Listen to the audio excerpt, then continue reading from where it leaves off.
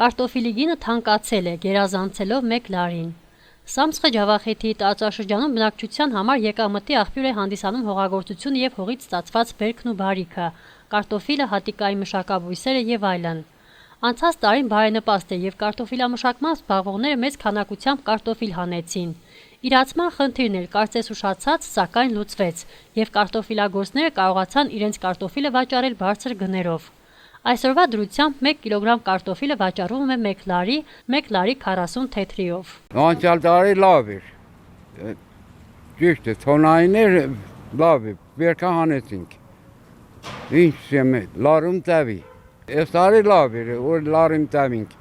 Հիմի արդեն լավ լարի 20, լարի 40։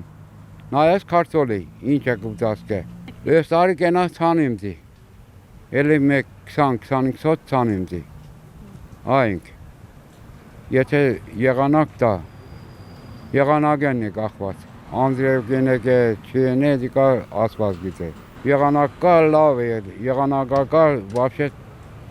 անձերմինենով շատ կալիկ է, հոդեսնեք է քարտոլը, չէ։ Մենք կո ենք։ Ամեն տարի դեդման քարտոլ չէ հանե, բայց անցյալ տարի լավ էր։